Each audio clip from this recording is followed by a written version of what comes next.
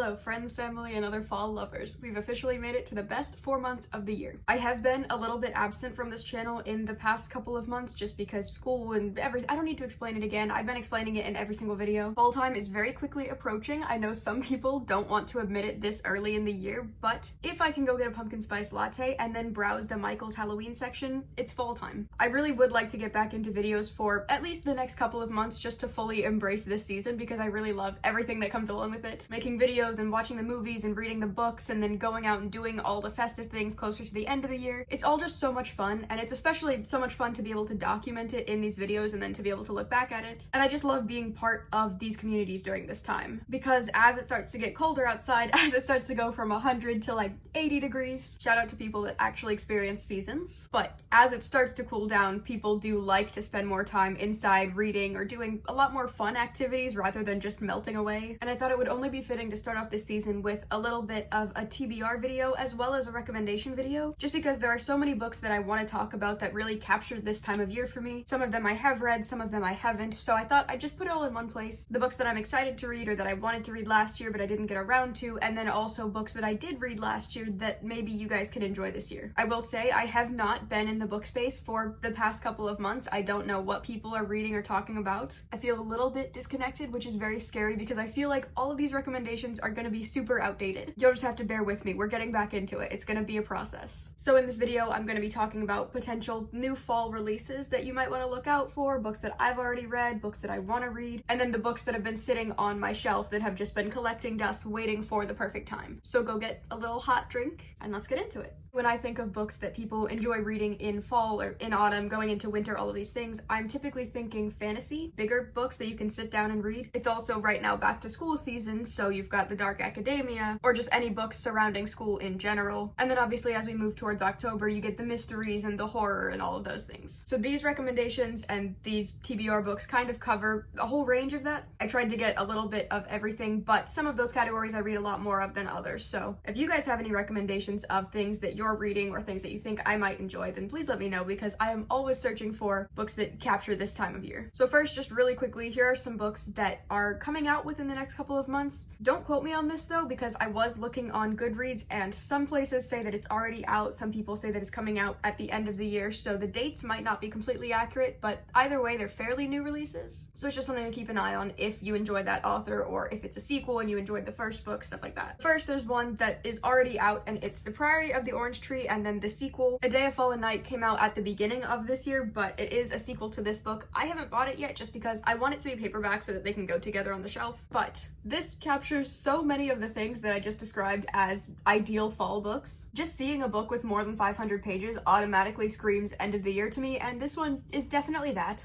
I know this book was pretty popular in the whole book space a couple of years ago, but it sort of regained that traction with the sequel coming out. In this, you're following different kingdoms. They all view dragons in different ways, so some of them respect them and some of them fear them. And there's battles and dragon riding and the whole thing. It's been a while since I've read this. I did a whole reading vlog the first time that I did. I would like to reread it before I read the second one, whenever that one comes out in paperback. But if you like just cozying up and getting through a really big fantasy, it's got some queer love, it's got dragons, what more could you ask for? I'm pretty sure we've all heard of Bunny before. It's a really confusing, somewhat dark academia story where things just go wild. It's very much the type of story where you just have to see what happens because there's really no way to even explain it. You're following a girl who goes to a school and there's a group of the popular girls and they call themselves Bunny. And this new girl joins that group and then you just see things that they do. I was really frustrated when I saw people talking about this book and being so vague, but genuinely that's the only way that you can talk about this book. Again, this was super popular in the book space in the past couple of years, but this author is putting out another book on September 12th.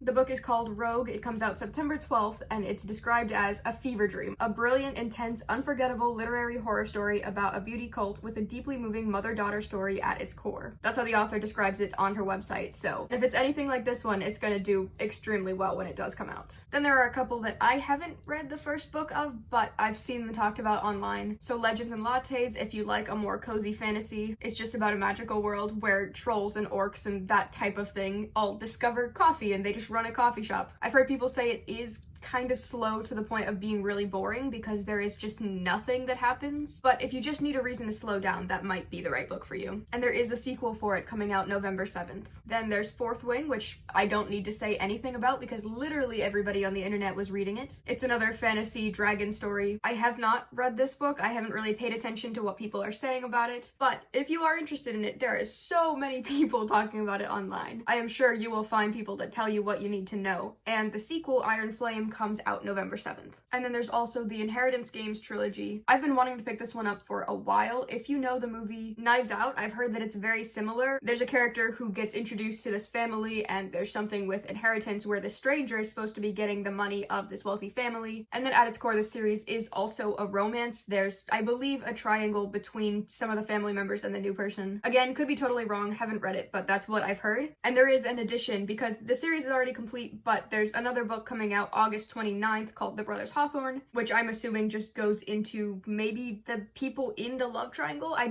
couldn't tell you, but I know that that's another really popular series. So those are just a couple of new releases to look out for. I know that wasn't super informative, but you've probably heard of those books somewhere, so if you were wondering if another book is coming out soon, there you go. I want to really quickly get through my TBR, and then I want to talk about the other books that I can recommend, because I know I have a lot more to say about those. Obviously, the ones on my TBR I haven't read yet, so I can't say too much about them. So here is me doing my best to explain my autumn TBR. First, we have some books that I didn't have last year that I picked up throughout the past 365 days that I have been saving up for specifically this time of year because they just seem to fit the vibes. We have Tiny Nightmares by a lot of authors. It's a collection of a lot of short stories. It's described as a playful, inventive collection where literary and horror writers spin chilling tales in only a few pages. I also have The Wishing Game by Meg Schaefer. This was from a Book of the Month box, and I got it a couple months ago. It's not really, I don't know, I guess it doesn't fall into the categories that I was saying, but it's very book-oriented, and I just feel like that makes it so cozy. It says, years ago, a reclusive, mega best-selling author quit writing under mysterious circumstances. Suddenly, he resurfaces with a brand new book in a once-of-a-kind competition, offering a prize that will change the winner's life. It's giving Chocolate Factory.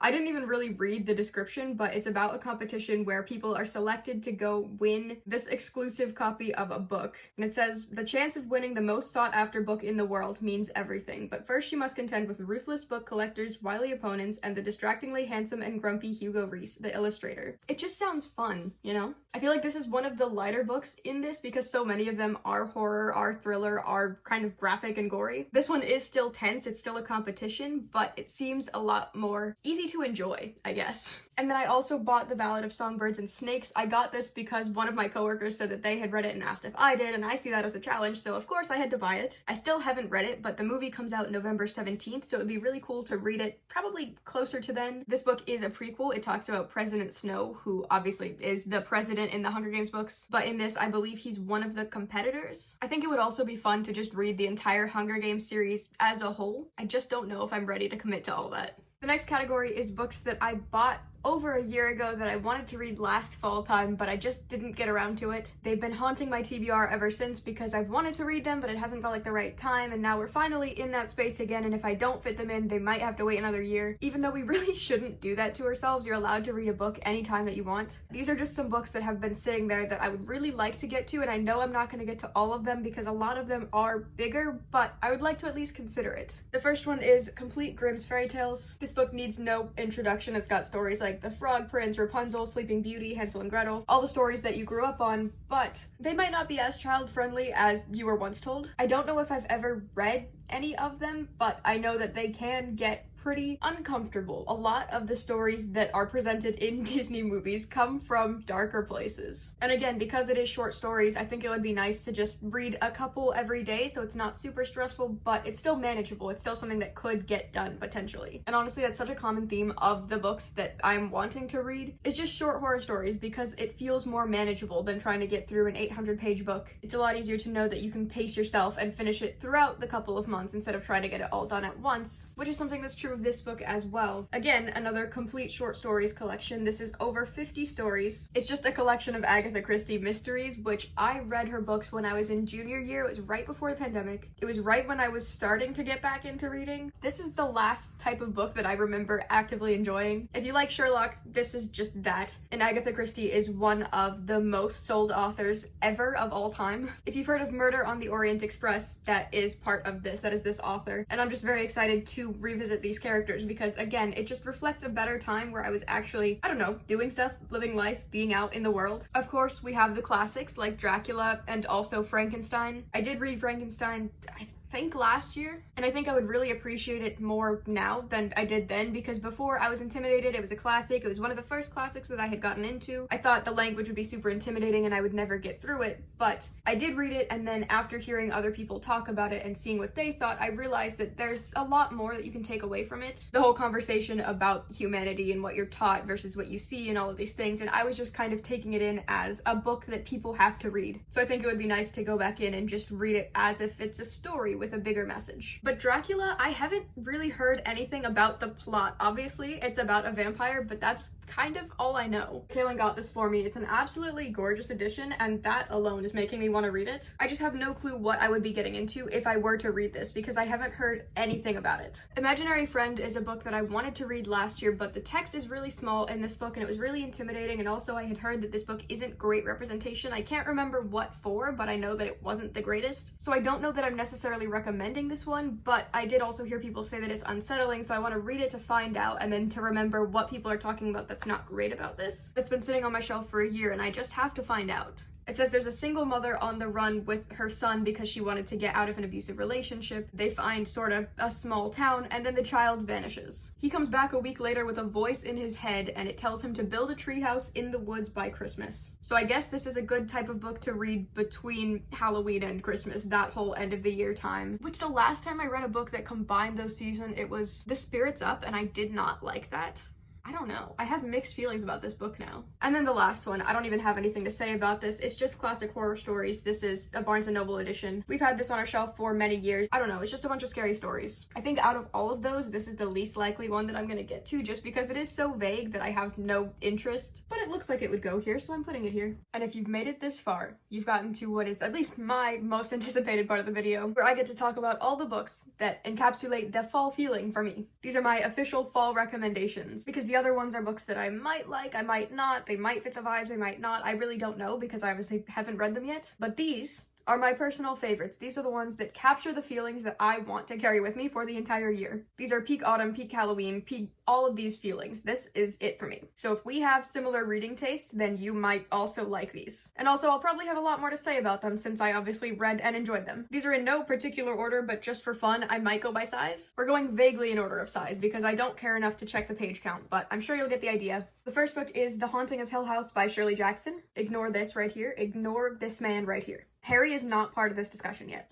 The Haunting of Hill House, obviously the cover is very frightening. Just this alone is super unsettling. But in this book, you're following a group of people who show up to this house and they're trying to find evidence about if it's haunted or not. They come to live in this house. It's pretty isolated. It's just one of those super scary haunted houses. The typical thing that you would picture, and weird stuff starts to happen in the house. And they're obviously trying to go between rationalizing it and then just accepting that the place that they're in is not what it seems. And as the book goes on, things start to get a little bit weird. And if you like Bunny by Mona Awad, I think you would also like this book because they both have the same feelings of just losing complete control. The main character is super unreliable. You can't trust what they're saying because they don't even know what they're going through. It's super unsettling to read. It's super confusing and it's just done so well. And also, if you are somebody who likes book to movie or book to show adaptations, there is A Haunting of Hill House on Netflix. So if you really like it, you can go all in. If you're looking for something that's a little more set in real life and also a little more school focused rather than something scary, I have Looking for Alaska by John Green. This is another older book. This came out a decade ago, but genuinely this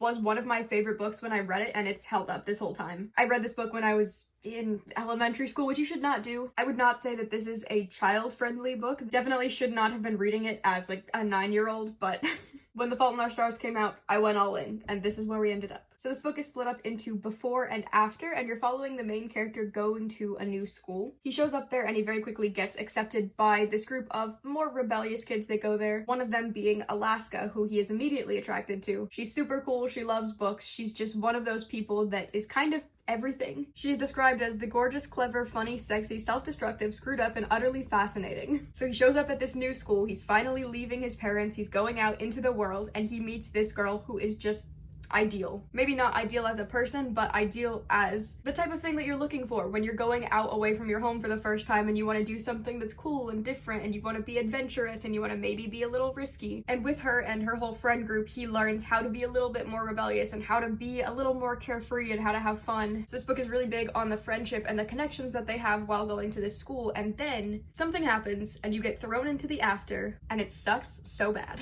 I love this book so dearly. This book and Paper Towns captured everything that a mid-2010s Tumblr person wanted to be. I of course have to mention Harry Potter, the entire series. We already know we don't support the author, but this book has back to school vibes and it's also big in fantasy, so it of course is gonna go here. Also, for a lot of people, this is a childhood favorite, so it's just a nice thing to revisit during this time of the year. You're following wizards, going to school, fighting evil, it's the whole thing. I reread this whole series earlier this year and it was a really fun time to get to go revisit these characters and to get back into the school mindset because I've been out of high school for a couple of years. So it's fun to be able to live through these characters and be able to go back to that environment. I Have a Certain Hunger by Chelsea G. Summers. This is a book about cannibalism. It's one that also was circulating the internet for a while. You're following this woman who is a food writer, and this book is also really good for calling out gender issues and showing a really powerful woman who's also a little bit unhinged, but sometimes you need that energy. All right, now we've entered the big book station. I've got some things to say about these. Because yes, they may look large and intimidating, but they're also some of my favorites. So first we have a recommendation from Kaylin. It is The Marvels by Brian Selznick. This book looks intimidating, but if you've heard me talk about it before, you know that a majority of it is pictures. These books are super easy to get through because of that, so it looks intimidating, but really it's just a fun time. It really reads like a movie. And in this book specifically, you're following a family of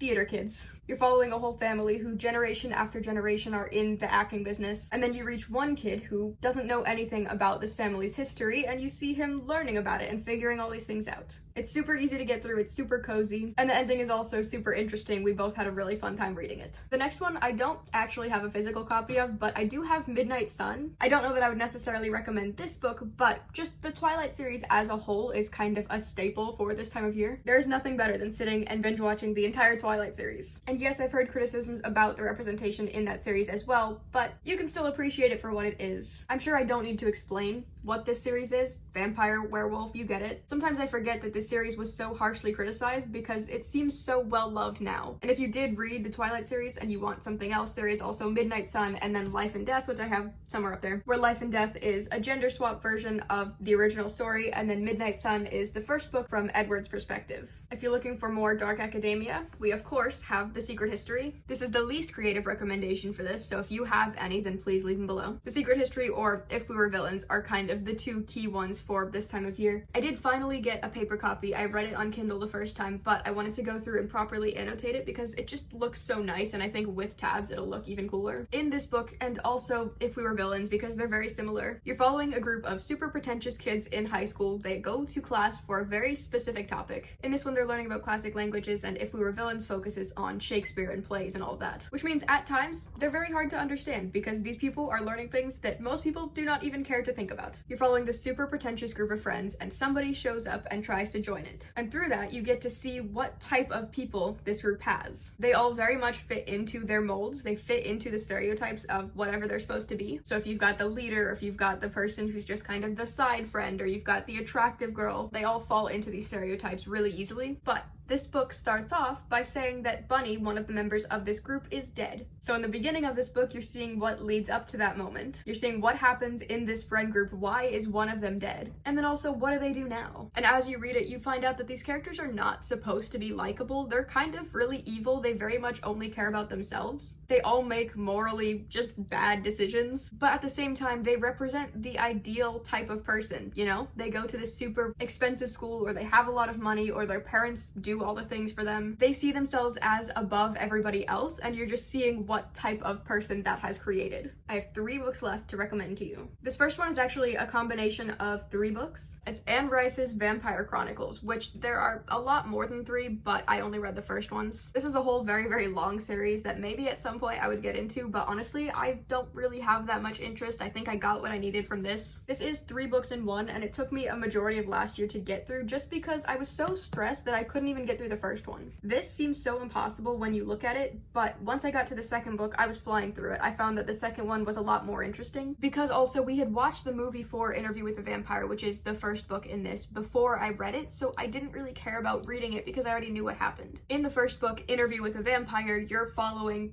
an interview with a vampire. A man is talking to a vampire and documenting their whole conversation as he tells his whole life, his journey from being turned to then living however many years he's lived, and the friends that he's made, and the whole family that he has, and the people he's killed, and how he feels about it. You get really into the mind of somebody who didn't want to be evil. They didn't choose this for themselves, but this is the life that they live. You're following him, and you're also hearing about his interactions with the person who turned him that he ends up living with. The second book is entirely focused on that guy, the one that turned him. You see his whole history, so you get a little bit deeper into the lore, I guess. You see why that person acts the way that they do. I personally like that story a lot more. I found that character to be a lot more interesting just because in the first book you see him as purely evil, and in this one you get to see the other side. I think this book of 3 was really intimidating. It was really a challenge to get through, but maybe pick one of them up. Just start it out. Just see where it takes you. And like I said, there is a movie, so if you don't feel like getting through all of this, you can just watch the story play out.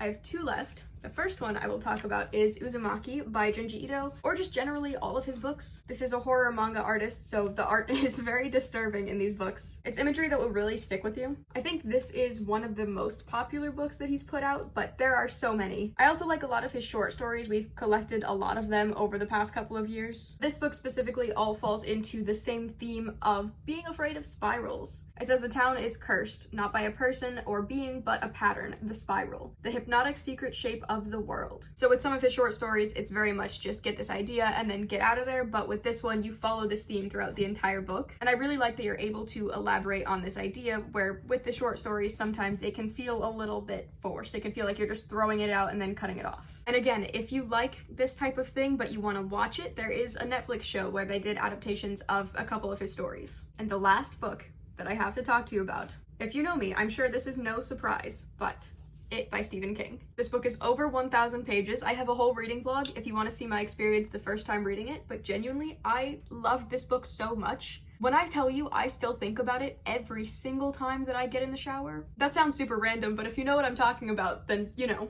In this book, you're following a group of kids, and when they were younger, they were very afraid because there is something haunting their town. But you're also getting to see them as adults where they don't remember what it was. They don't know what was so bad, but they know that they don't want to go back. You're following the split timeline of them as kids experiencing it for the first time, and then also as adults trying to figure out what happened because they kind of have to relive it. Because there's a clown who's doing some bad things, except he's not really a clown. He's kind of just your worst nightmare.